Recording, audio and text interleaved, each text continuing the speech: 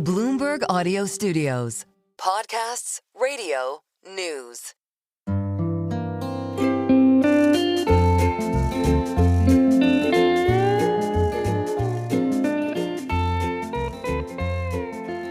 Hello and welcome to another episode of the Odd Lots podcast. I'm Joe Weisenthal. And I'm Tracy Alloway. So, Tracy, we're here in Alaska. We're still here in Alaska. We are. It's beautiful. It's stunning. And it's bright. It stays light until like 11 p.m. It's so bright. I couldn't believe it. It's amazing. Alaska in August. It's the best. It's already such a fascinating place to me. What iconic industries will we be talking about while we're in Alaska, Joe? Well, there's many industries that we've hit over and over. Obviously, we like to talk to people in the trucking industry for all kinds of reasons. But also, like, one of the things that I'm aware of is that Alaska has its own distinct trucking culture. I think there was a reality TV show about it, right? Ice Road truckers? Yeah, right? Yes. Wasn't that based here? Yes. I have questions about how realistic that actually is, but you are absolutely right that trucking in Alaska is this sort of well-known thing, maybe because of the reality TV show. But when you think about trucking in Alaska, you think like these crazy, like mud-riddled roads and people having to cart these like huge payloads of, I don't know.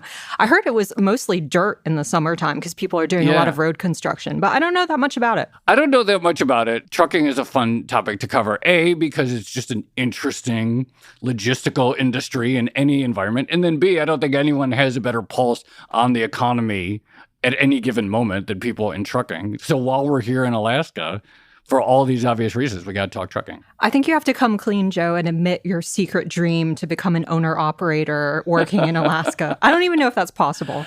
Well, let's find out. I'm really excited to say we really do have the perfect guest. We're going to be speaking with Josh Norum. He is the president and owner of Sourdough Express. Josh, thank you so much for coming on the podcast. Yeah, thanks for having me. What does Sourdough Express mean, and what is the company? So Sourdough Express is a trucking company in Alaska. All of our assets are based in Alaska. My family bought it in the 1920s. It's been in existence since 1898, so we're celebrating 127 years this year. We are a all-service trucking company, so we run their haul road, the Icy Roads up in Prudhoe Bay. We haul between Anchorage and Fairbanks, which are the two main population centers in Alaska. We also own a moving and storage company that focuses on DoD military members moving in and out of Alaska's military bases. Wow. What does sourdough actually mean in this context? Because I hear Sourdough Express and I think, are you like, driving around huge loads of baked goods? Yeah, most people think that we're a bakery, but no, sourdough is basically a long-term Alaskan. So somebody who's been here for many years or experienced winters here and really understand the culture of Alaska and understand what it takes to live here. So just one more question before we dig into the now. But you said your family bought this company in the 1920s and it's existed into the late 1800s. What was it actually in the early 1900s? Because I assume you weren't, it wasn't big trucks back then. Yeah, so most of the freight coming into Alaska then was gold mining, and they were coming from Dawson City. And so the owner, Bob Ellis, ended up coming into Alaska and establishing in Fairbanks. And my family was working in and out of the company through that time and ended up purchasing it in 1923. And the first years was not trucks. It was dog sleds and packers and walking the trails with the freight. And by the 1920s, the pictures show that there are trucks and makeshift roads that they're traveling on. But most of it was not far. It was makeshift trails that they were getting where they needed to go to their mining claims and as the community established in Fairbanks, we continued to grow and moved heavily into heating fuel and the different supplies that people needed to live in that climate. I already want to do this for like 3 hours. I know. Right? Like we could just let's just talk. Let's just start in 1920 and do a history let's just of go Alaska. Decade by decade through the history. I'm already fascinated. All right, but let's just take it up to today. What are the main goods that you move, whether it's industrial, whatever it is? What are the main things that are moved and what are like the big routes? So 70% of our freight is oil field related, and it's going up to Prudhoe Bay, and generally it's coming into the port of Anchorage and traveling up the road through Fairbanks to Prudhoe Bay. A lot of it runs on the rail from the Seattle area, Tacoma, up through the waterways to Alaska. And then from there, they rail it to Fairbanks and we pick it up there and continue the journey to Prudhoe. We do a lot of stuff down south to the Kenai, and basically anywhere on the road system that needs freight, our trucks will travel. We do not leave Alaska. because we feel that our assets are best used here for the freight that's local. So most of our freight that comes from outside is coming on the steamships that come into Alaska 4 times a week. If I'm a customer, I mean, obviously this will vary by customer, but what are the decisions I'm making, or what are the constraints when I'm deciding whether to send something by road, by rail versus a ferry? So there's generally 3 options that people look at. One is over the road up the Alaskan Highway through Canada, and that one's generally the quickest because you can have a driver take it from point A to point B, do the checkpoints, and make it into Alaska the quickest. The second fastest is steamship, and so there's 2 companies that run 2 boats each, and they go from Tacoma to Anchorage twice a week, and both of them are sailing on Sundays and Tuesdays into Alaska. So I always tell people that if you want to get fresh groceries, go after the boats come, because that's when everything shows up. There's also barge, which that travels more on a set schedule. And there's a few different barge companies in Alaska, and that's slower freight, but it's generally more economical to ship. So there's different options. The ship from Tacoma to Alaska, how long does that take? 3 days. Okay. You said all your assets stay in Alaska. Like, how long are these routes? How long are the drivers on the road? Like, talk to us about like those routes that they do and how tough that is. So as grueling as the roads are in Alaska, the truckers actually have a pretty decent schedule compared to lower 48 truckers. All the routes can pretty much be a 2-day route no matter which way you go. So the ones going from Fairbanks to Prudhoe Bay, those ones generally leave Fairbanks on a Monday. They go to Prudhoe Bay, they deliver their load, spend the night, and then come back on a Tuesday. So they're getting home every other night doing that route. That is better than a lot of drivers in the lower 48. Yep, and most of them have done lower 48 freight and love that they're home that consistently. The other routes are generally Anchorage to Fairbanks, Fairbanks to Anchorage, and those ones you can do round trip in a night. So those guys are home almost every night. Are there special skills you need to be a trucker in Alaska versus elsewhere or in the lower 48? Do I have to be really, really good at taking chains on and off my tires? You definitely chain up consistently in Alaska. The thing that we look for the most in our drivers is teachability. Drivers that are willing to learn and learn from the people who've been doing it for years and years. There's a lot of things that they teach you in truck driving school and down in the lower 48 that technically is the correct way to do something, but in the situations they're in, it can cause issues that you can't recover from. So there's a lot of small technical. Give us some examples. What are some things that people encounter here that they don't encounter elsewhere? Sure. One of the big things is running for hills. A lot of times in the States, they'll run, get speed up for hills, but in Prudhoe, on the road there, it's almost critical that you run for hills. And what does that mean? You have to speed up so you have to to go speed over up. them. Yeah. To get over the hill. So you're coming up on a hill and everyone has call outs. So everyone has radios in their truck and they're calling out truck whatever's coming up the hill. And so everyone waits at the top. And basically you just get speed and then your momentum carries you as far as you can before you start downshifting. And it's critical in the wintertime because if you start slow, you will never gain traction. So you will be stopping and chaining at every single hill, where there's generally a few hills you chain consistently. If you run at them, you can usually momentum up and over a lot of them without having to do that. So it saves a significant amount of time and energy for the driver having to get out and chaining up on that road is not a fun experience. Generally, it's 20, 30 below. And once you get up further north, it's windy and it's dark. It's not a pleasant experience. So any tricks like that you can incorporate really help their time and their quality of life. You mentioned the radio just then, and this was going to be one of my questions, which is like, are people able to use the radio out here? And are they on like Citizens Band or something else? They're on CB radios, just like anywhere, and they have channels that they run on. A lot of trucks have, we call them the big radio, which goes further, and it's usually like more of a chatting station, but on the CBs. Is there a lot of chatting just because you're in Alaska and you're sort of on your own on a big highway or something? There's a lot of chatting, but everyone knows each other. So generally on that road, if you go up in one day and you come back in a day, you're passing all your friends either way at some point. So they all know each other by their truck, what they look like. They can tell on the radio. So a lot of it's just them checking with each other. How's your trip going? Beautiful day. Man, that hill was icy. Whatever it is. Hey, there's caribou ahead. A lot of it's just banter back and forth between friends on the radio that help each other out. The haul road is very special in the sense that if a truck is pulled over and has an issue, everybody's going to stop. Oh, that's cool. Nobody's going to drive by him without checking to make sure he's doing okay and that he doesn't need help. So that's a pretty special thing that you don't see everywhere. I know there's some places that people will stop and help, but in Alaska, it's almost critical that you do because somebody could be in trouble. So someone told me that like used cars are more expensive in Alaska. I don't know if that's true. Actually, I haven't gone to verify that. But I'm just curious about like the cost of like the physical, your physical assets. Like, is there a significant price gap between just what you pay for any sort of piece of equipment, whether it's the truck or some part, or et cetera, in Alaska versus the rest of the country? Sometimes it's hard to compare because we don't have a sales tax. Oh. So without a sales tax, a lot of times that reduces the price right back to where the cost of getting the goods here is offset by not having that sales tax. So I can honestly say that I've not noticed a huge difference in prices between food, used cars, a lot of the stuff that we ship up business-wise, like big trucks and that, we are dealing with the shipping ourselves. So depending how we want to drive it or what we want to do with that, we're paying the cost at manufacture and hauling it up.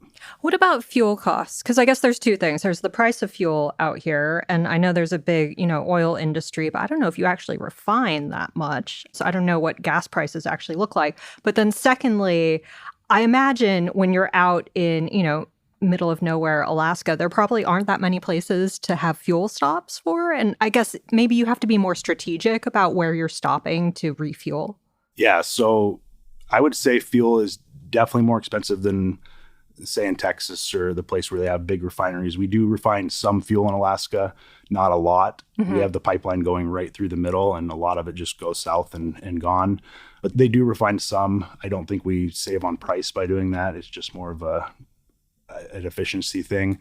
Fuel stops are extremely important. So our big trucks that go to Prudhoe Bay have 300-gallon tanks on them, and there's only one gas station between leaving Fairbanks and Prudhoe Bay, which is almost 500 miles. Wow. So generally, you don't want to run out of fuel. You don't want to run out of fuel. There's not a lot of options, and people are used to driving in the country, and they see farms and they see, okay, there's a truck stop, and when you leave these communities like Fairbanks and you go north, there's nothing. It's just woods, and there's no one to help except the other truckers on the road. You'll see the tourists and the hunters, but there's nowhere to stop. So drivers, when they pull over, they're stopping on the side of like a pull off, just a little spot to stop, but there's no bathrooms or showers or anything like that. So planning your trips and where you get fuel. You can get fuel in Prudhoe, but it's more than double the cost of fuel in Fairbanks.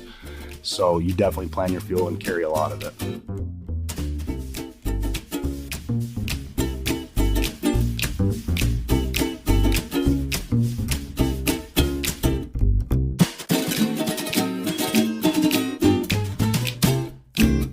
So we're recording this August 5th, 2025. How's business right now, or how does it compare to August 5th, 2024? Business has been very good and very steady. Okay.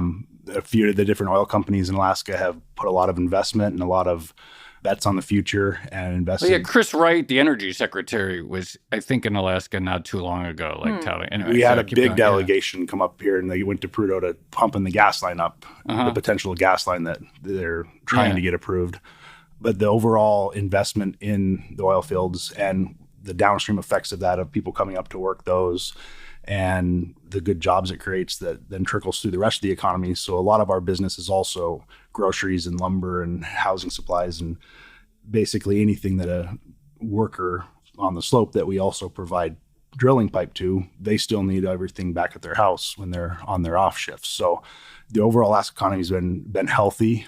There hasn't been a huge growth, I don't think, but I think it's replaced a lot of what was on a downward slide 5-10 years ago. So one of the things we've learned from doing all these trucking episodes over and over again is that it is an extremely cyclical industry. And supposedly a lot of that, at least in the lower 48, is because there are really low barriers to entry. So if people see freight rates start to go up, they think, I'm going to get a truck, I'm going to get my CDL, and then I'm going to make the big money driving this truck around. I'm curious, in Alaska, is it the same way? Do you see those sorts of boom-bust cycles where you have lots of new entrants flood the market and then freight rates start going down and people start going out of business, and then eventually you go through the cycle once again? I would say Alaska's entire economy is that exact situation. Really? And so in trucking, we have company drivers, and most companies that are at a scale that we are at have company drivers, but they also use owner operators, or they use contractors, which they hire on for the busy times. And those contractors over the years have become very flexible. So when times are not good, a lot of times they'll head south. When you need them again, you call them and they'll come back up and start hauling again. So I would say that people do buy more trucks and try to start their businesses during the really good times. But a lot of examples of truckers who've done that and not been successful when it does decline, it seems like we've done it enough that the truckers are getting more savvy to know how much they can spend. And instead of buying 5 trucks, they buy 1 truck or 2 trucks, and they keep those trucks busy with the flexibility of going out and finding other work down in the States. Because as an owner operator, you can go out of business very quickly if there's a few slow months. How has Sourdough Express stayed in business so long? Like, at this point, I'm sure have there been any near-death experiences in the last century or any close calls in there? Yeah, so through the generations, I'm 5th generation owner of Sourdough, and my business partner is my mother, and she's a CPA and been the CFO for Sourdough for 30 years, and she's extremely conservative. So she's told me stories of the history of the generations, and her ability to save and plan for the future for those bad times, I think, is why we've been so successful. When the big shiny loads are sitting out there, we don't always run at them. We let those go, and we continue servicing our customers that have been dedicated customers and reliable freight for years. And with her management of those assets and over time, I think it's been very successful. But I can tell you that we're in a minority in that sense, where there's been a lot of trucking companies come and go over the years that we've seen come up and go down. And I would say her ability to plan has been the biggest asset to Sourdough in the last 30 years. What would be a shiny load in that context? Yeah. Is it like, some oil company needs something like some crucial component for a pipeline or something, and they need it right now, and so they're paying loads of money? That could be an example. I mean, it's just anybody who needs something very quickly that requires a lot of assets. And so sometimes they dangle that out there, and trucking companies, well, I'll go buy 10 trucks and I can do that. 2015 was a good example of where the oil companies had come and said, hey, we're going to produce all this oil, and there's a good chance for growth. We ended up, everyone purchased trucks and got ready, and then the oil prices crashed. Yeah. And so no fault to them, but they couldn't sell oil at a profit. And so they had to pull back the loads. And coming back around, I think everyone was a little more cautious, but we've also learned with them as a group that works together, because if we're not successful, they're not successful, and vice versa, that we're able to plan better and adjust how the loads work to make sure that the freight gets there without that risk of the boom bust. So we've done a lot better job, I'd say, in the last 10 years of planning those cycles and how that's going to work. Joe, I feel like I have to say that we are in Anchorage, and so listeners might hear the train going by. Just that it's very atmospheric. Yeah, it's very atmospheric. And actually, sort of walking through Anchorage, you turn your head and you see like ports facilities, and you see oil facilities right there. And so it does feel like just walking through here, we are in this hub of logistics industry and commerce, and you could certainly hear it. You know what I'm curious about? How does a family keep people in Alaska? Because I have to imagine that a lot of young people, generally speaking, it's like, probably some tough, dark, long winters, and maybe get attracted to it might be nice to move to Los Angeles or something like that sometime. Talk to us about just the culture of the type of people who stay in Alaska over generations. Yeah, no, I think that a lot of people have been here for a long time. They like what Alaska has to offer outside of the cities. So a lot of people you talk to have cabins and have places they go and spend time, and they build those family units that are strong and based on these experiences they've had together. A lot of people, when they graduate high school, do go out to the States, and they go to college and they get their degree. And my sister's a good example, where she went out and she was gone for 10 years and decided that she could be an eye doctor in Alaska just as easy as she could be in Oklahoma. So she ended up moving back with her family, more so to just get that family unit that she had been looking for. I think that a lot of people like the community that it has to offer, and for some reason, the misery of living here in the winter, I think, brings people together too. I'm not quite sure on that, but I've been here for a while, so. Well, in the summer, it is very, very nice, I have to say. I haven't seen it in the winter, but right now it's beautiful. You know what the flip side of 11:30 I know. sundown Look, is? You know, I lived in London, Yeah. and it getting dark at 3 p.m. in December was bad enough. I imagine it's even worse here. Okay. This is my moment to just ask, can we get some ice road trucker type stories? Like, tell us some of the hairiest moments when, you or one of your drivers is on like the Dalton Highway or something like that. So I've driven the road twice in my career. I had got my CDL when I was 19, and I mostly worked on the moving side of our company, moving and storage. And so I never did the ice road long term, but I did drive a couple loads up there and got to experience what that was like as a driver. The benefit to our trucks now is we have cameras in every truck. So when stuff does happen, we have very good vantage points of exactly what that is. And it was probably 4 years ago, the best camera footage I've seen is we were climbing Adigan Pass, which is on the Dalton. And out of the corner of the camera, it was night, but you could see snow starting to come, and an entire avalanche came down and pushed the truck up against the guardrail. And when everything came still, the snow was over the front, and he was just sitting in an avalanche that then he had to wait for the loaders to come up and dig him back out. We've had a few of those avalanche type stories. That was the biggest one.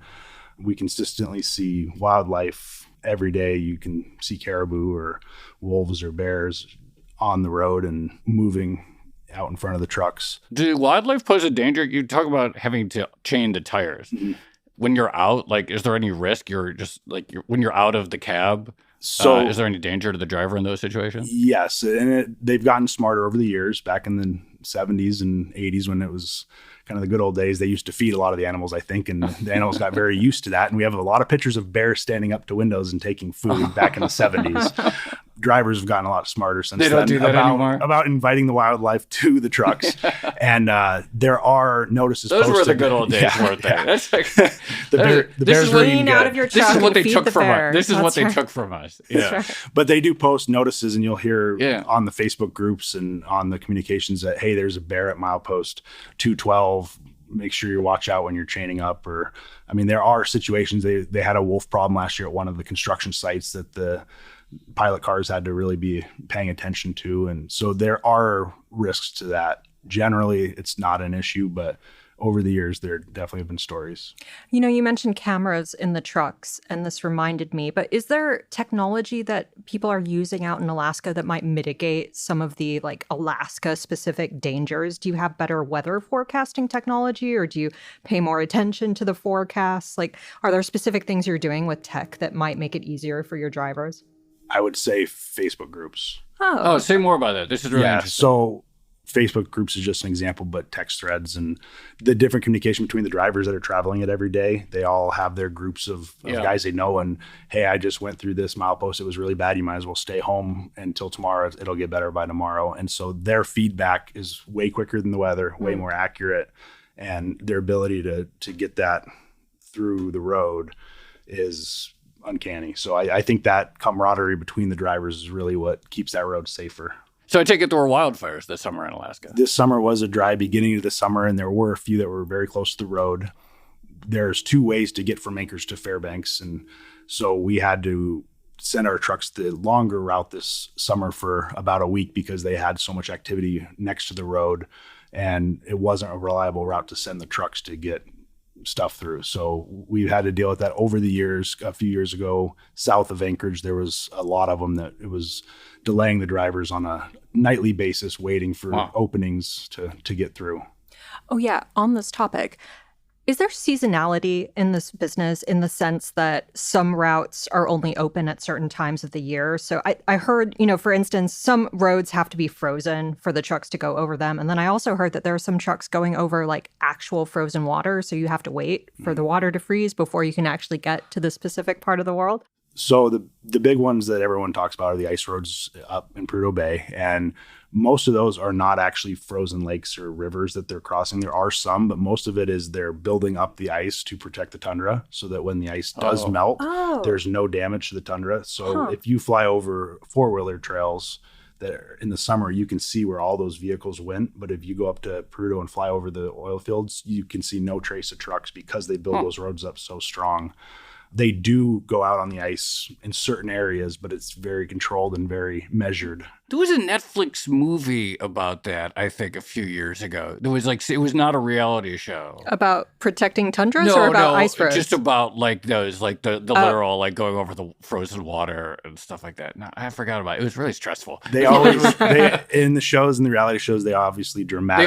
They overbake it a little bit. They overbake a little bit, and nobody would go on them if they were that unsafe. Yeah. Yeah, in the movie, it made it look like it was a 50% chance in any given time of making it. The volume of trucks that travel on it, and they have dedicated crews that just maintain those roads on a daily basis. It's not something that anybody's willing to risk. So something I'm curious about is, are the tariffs showing up in any way that you notice in your business? Have they had an effect on anything, maybe even with Alaska-Canada trade or anything like that? We haven't seen significant ones yet in our pricing, other than we pre-ordered a lot of stuff with the anticipation of tariffs that might not have. And when you say pre-order stuff, is this equipment or parts or something like that? Mostly parts. Okay. So parts that were specifically tire chains. We ordered a lot of tire chains, a lot of gear that was related to. So you're still sitting on inventory from some of this that you've pre-ordered. We're prepared for winter.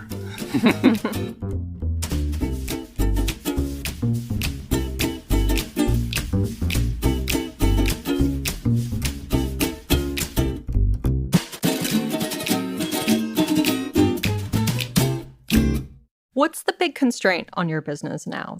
If you had to name a single frustration that is stopping you from growing further, what would it be? Whether it's labor or, I don't know, money available for capital investment, regulation, what would it be? I would say it's probably the availability of work. So the more that they open up the oil fields and allow us to produce on them, I think that's going to be the biggest factor to growing all of the businesses in Alaska. They've proven over and over again that they can continually do it safely, and that we're one of the cleanest producers in the world. And so as they open those up and responsibly start producing them, that's what grows the Alaska economy, is when we construct those sites and then produce over the long term. The oil pipeline, since it was built, has declined in volume that has traveled through it. And for the last couple of years is the first time it's upticked again. Oh. So that's a very positive thing for Alaska, because it's kind of the lifeline of almost all Alaskans is the oil and gas industry. DOD is not very far behind with the Department of Defense spending, but for what really drives Alaska, it's oil and gas development. So you said DOD just then, and I noticed at the airport there was a military lounge. So I guess military is a big presence here, right? What exactly is going on? I should know this already, but what is happening here? You're looking over the water at the Russians. Yeah.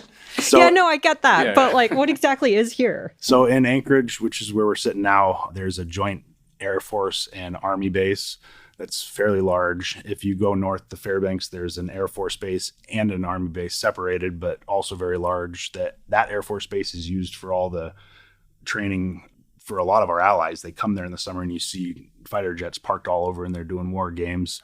Outside of Fairbanks, they have Fort Greely, which is missile silos, and it's more of a protection base. And then on the other side, they have Clear Air Force Base, which is more of a identification base where they're able to monitor closer to our enemies. All right, I'm going to ask a hot button question that I know divides much of the freight community, but is there a truck driver shortage? I don't think there's a truck driver shortage. I think that there is an industry that has put truck drivers in positions over the years where maybe some of them have left their profession or told their kids not to join the profession. I think there's a lot of quality truck drivers out of there. I think there's a lot of companies who don't treat their truck drivers the way they should be treated.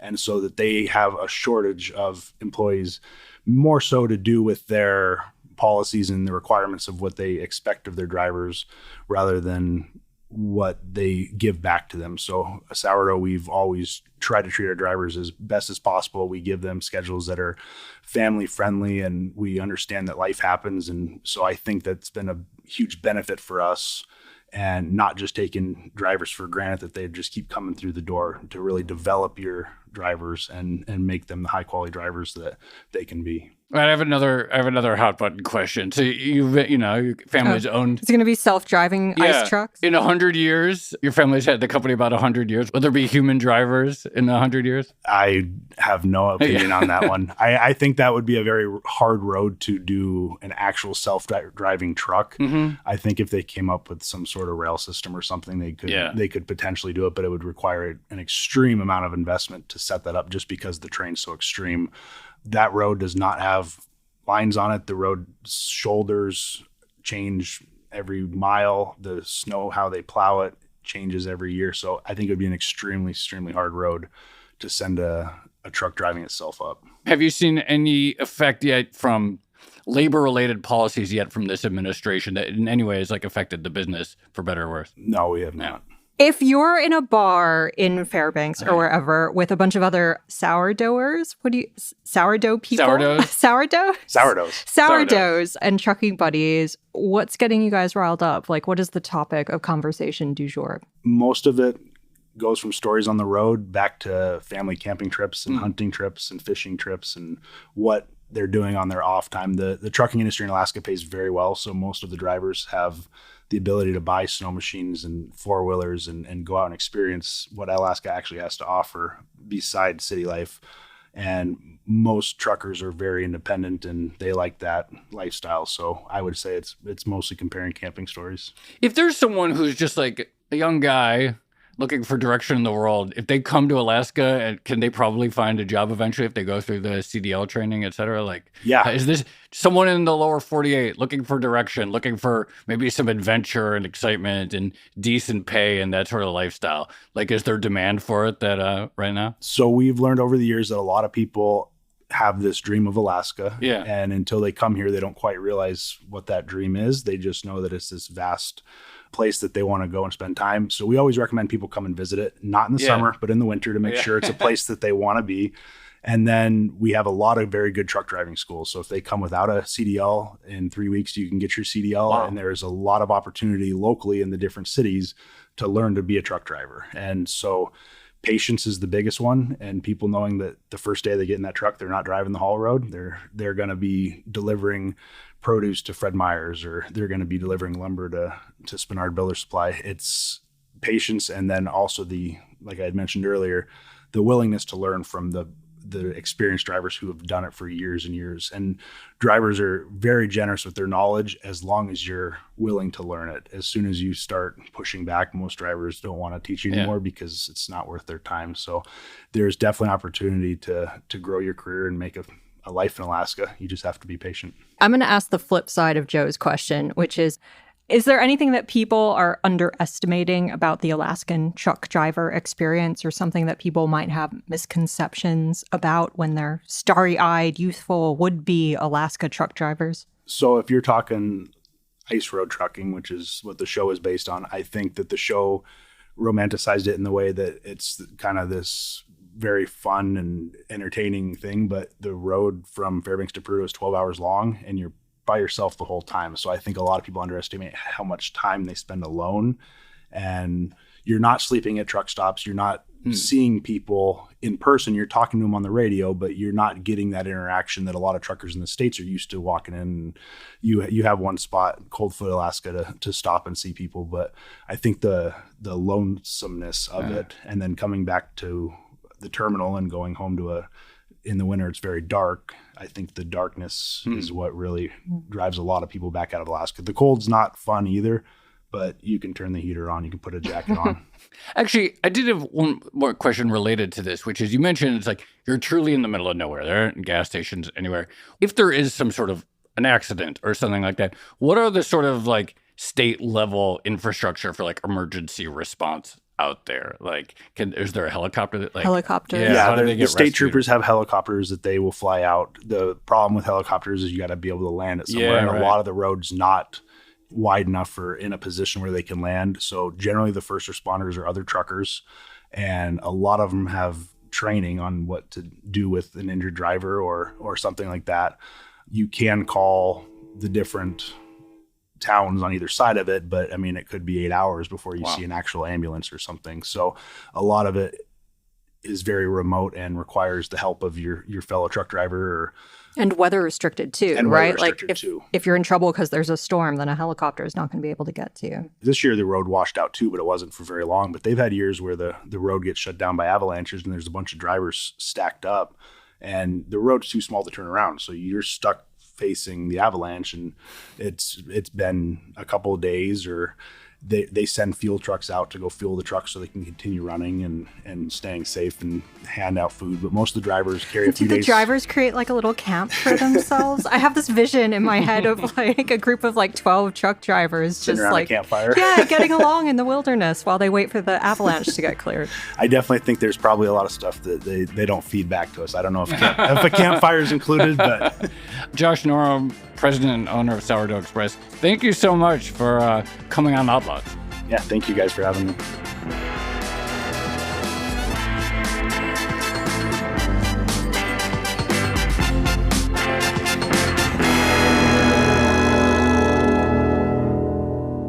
Tracy, that was a lot of fun. You know, it's funny thinking about, like, you know, obviously Alaska as, you know, a literal gold rush place. Gold and then mine. this idea that the whole state is a big boom bust cycle, right? Because if you start with gold mining and then you're very levered to the oil industry. Yeah. So it's like trucking is like truly the tail end of the whip, it sounds like. Cyclical squared. Yeah, cyclical kind of. squared. Yeah, right. The other thing I was thinking about is, you know, in terms of new technology, Josh mentioned the cameras, but also you got to imagine something like Starlink would have a big impact on drivers' quality of life. If you're driving out where there's no cell service, maybe if you have Starlink, you finally have a chance to download a Netflix movie or download all your favorite podcasts so you don't feel so lonely on the road. Yeah. But then, you know, he mentioned Facebook as just a messaging network for the drivers. And this is something that I really didn't get until like 2 years ago when I got the house in rural Connecticut, which is like Facebook is essential in rural parts of the country. Like that is actually the local network. And that's where when people see a bear coming through, you know, the neighborhood, that's where people post it. Yeah. Or, you know, maybe your like neighbor will text you directly or something, but like all that local info is going on Facebook. That is really interesting. Also, like, it's not the first time that trucking specifically is still an industry that runs on like sort of group chats and WhatsApp pages, WhatsApp channels, et cetera, like that. Even the message boards, the loads, message boards, like that technology, that power is like clearly still like deeply embedded into like sort of core industrial. You know, it's core infrastructure for what makes the economy run. Well, all of logistics, right? Yeah. It's Sven in the port in Europe or whatever. Yeah, right? right. And yeah, I mean, as you noted, it really feels like this is a logistics hub. The listeners can literally hear it while we're doing the episode. Oh, yeah. I mean, when you get to the airport, you can already realize it's a logistics hub. Like, I know our producer Dash was talking about people carrying fish through the airport. There's the military lounges in the airport because you have the big military air bases. And when you're coming in, you can see all that infrastructure. So you do get that sense. Yeah. All right. Shall we leave it there? Let's leave it there. This has been another episode of the Odd Lots podcast. I'm Tracy Alloway. You can follow me at Tracy Alloway. And I'm Joe Weisenthal. You can follow me at The Stalwart. Next time you're shipping oil industry equipment, call up Josh at the Sourdough Express. Follow our producers, Carmen Rodriguez at Carmen Armand, Dashiell Bennett at Dashbot, and Cale Brooks at Cale Brooks. For more Odd Lots content, go to Bloomberg.com/oddlots, where we have a daily newsletter and all of our episodes. And you can chat about these topics 24/7 in our Discord, discord.gg/oddlots. And if you enjoy Odd Lots, if you like it when Joe and I go to Alaska, then please leave us a positive review on your favorite podcast platform. And remember, if you are a Bloomberg subscriber, you can listen to all of our episodes absolutely ad-free. All you need to do is find the Bloomberg channel on Apple Podcasts and follow the instructions there. Thanks for listening.